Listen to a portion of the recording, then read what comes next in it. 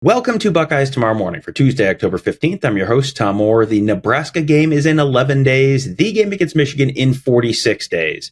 So on yesterday's show, we talked about the Ohio State defense, what went wrong, some of the issues they had against the Oregon Ducks.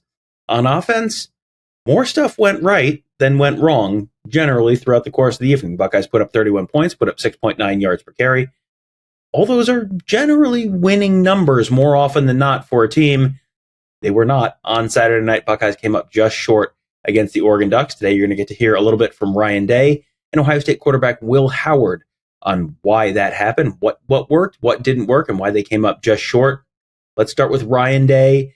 Buckeyes had a dramatic last drive, real chance to win the game, got the ball down into field goal range, had a crucial penalty go against them, an offensive pass interference call against Jeremiah Smith. Ended up the clock ran out on them on that final play. So Ryan Day, what was his assessment of that final drive? We did a great job of getting down the field and continue to fight.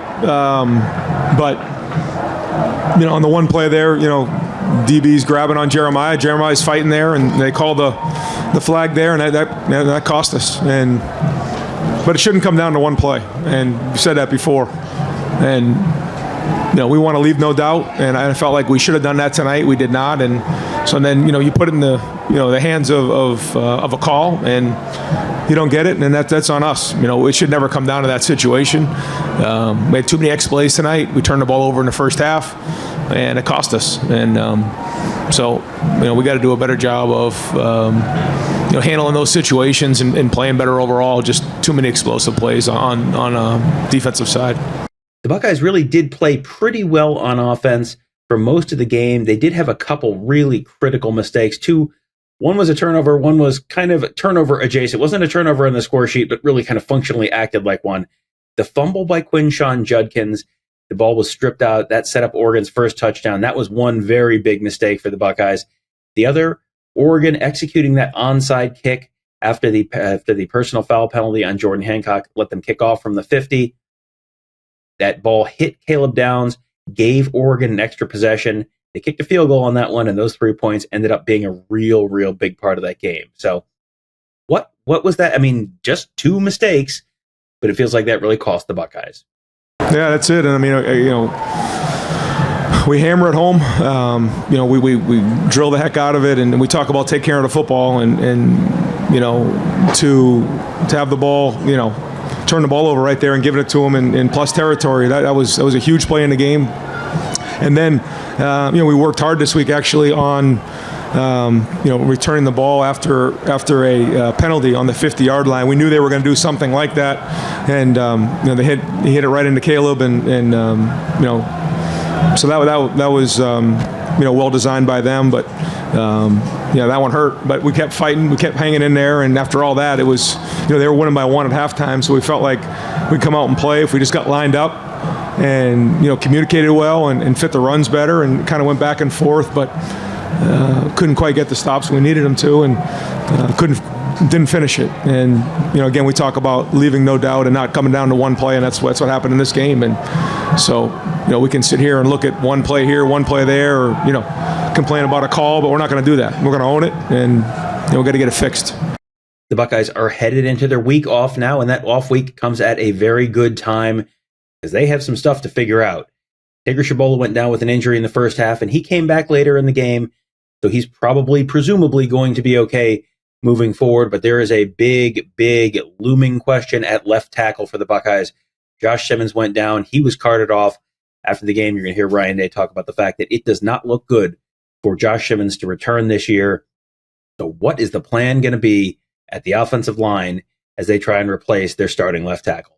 No, address the issues. I say it all the time. The issues are there, and those issues came up in this game, and we got to get those things fixed. So we're gonna have to sit on this thing for a week and get them addressed. And the injury to Josh Simmons hurt. That was, and Zen did a good job of coming in and competing, and Tegra went down a little bit there, and so Austin had to go in. So I thought those guys competed. I have to get the update on Simmons, but it doesn't look great in terms of him being able to come back this season. So that's a big hit for us. But I thought those guys came in and competed in the game. So we'll have to get all that identified, figure out exactly what happened to Will Kazmarek, and go back to work next week. You get a two-parter here, so of course this is a Tim May question. First of all, the loud environment. How did Ryan Day feel like the Buckeyes handled that loud and raucous crowd in Autzen Stadium? And then the other piece, what was his message to the team after the game? I mean, again, when you go on a road, you're going to play in great environments. This was a good environment tonight, and we had a couple penalties in there. Some of the young guys, some false starts there that hurt, and that's ultimately things that we can't accept. We got to do a better job of that.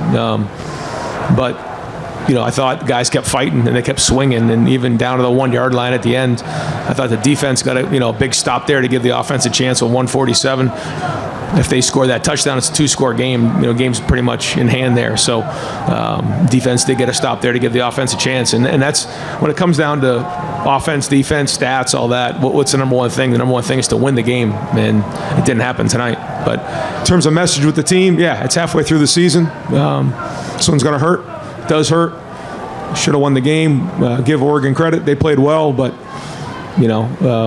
just too many things that we could have done better in this game that we didn't. And so we've got a lot of football ahead of us, and we got to get those things fixed. There was sort of a broad consensus from a lot of people, myself included, that if Will Howard just played efficiently and effectively, more or less mistake-free, that was going to be enough to have the Buckeyes win just about every game on their schedule. Howard finished 28 for 35. That's 80% completion. That's pretty darn good. 326 yards. Couple touchdowns, no interceptions. Really a pretty good day on the whole. Right, he definitely had a couple mistakes, and we'll get into those in a little bit. But what was Ryan Day's evaluation of Will Howard's play overall? Yeah, he's tough. He competed all the way to the end. I give him credit, and he was fighting all the way to the end. We were trying to get 3 guys into the boundary on the last play to get that ball completed. Somebody flashed in his face, and he scrambled, and he'll be hard on himself, but he was competing all the way to the end, made some big-time throws to give us a chance to be in field goal range, and threw a good ball to the one to Jeremiah, and then, they said there was contact with Jeremiah, and then the next play, on the wheel to Emeka, there was contact there, but again, we're not going to go back and look at those things. It doesn't matter at this point. I mean, it shouldn't have come down to that, but I do like the way Will played. I thought he competed. I thought he was tough in the game.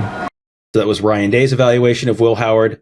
Now how about Will Howard's evaluation of Will Howard, and specifically that last play where he was running, trying to pick up yardage to get the Buckeyes into a more makeable field goal and didn't get down in time, and the clock ran out. I thought I did. Obviously didn't. I worried about trying to get enough yards to make the field goal and get us into field goal range. But we gotta go back and look at it and figure out what we did wrong there. And I gotta get down, I guess. And it's all good. We gotta learn from it. Howard obviously is a team leader. What is his message to the team right now after a close loss like that? I hope it lights a little fire under us, man, because I still got all the belief in the world in this team, and this is a good football team. I don't think they necessarily beat us. I think we beat ourselves a little bit. I think we left some stuff out there that we got to learn from and get better because of. But at the end of the day, I think this is a good team, and we're going to see them again. And I think the message has to be, we got to grow from this and learn from this. And this obviously isn't how you want to do it, but you can't let them beat you twice. The Buckeyes are off this week, but our team at Buckeye Huddle is not. We're going to have much more coverage of the Oregon game, the lessons to learn from the Oregon game, possible solutions moving forward, and much, much more as the Buckeyes regular season hits the halfway mark. They are 5-1. They are number 4 in the country, still very much in the heart and the thick of that national championship race. We'll be covering that all week. We'll have some recruiting coverage as well from Mark. They'll have our whole team of X's and O's gurus there breaking stuff down, what lessons to learn, personnel changes that may need to be made, all that kind of stuff. That's all going to be coming up this week at BuckeyeHuddle.com. Tony, Kevin, and I covering the team. Mark covering recruiting. Got that whole team of X and O's gurus there, all to make you a smarter football fan. We hope to see you there at BuckeyeHuddle.com. That will do it for today. Thank you guys all for joining us. Have a great day. We'll talk to you tomorrow.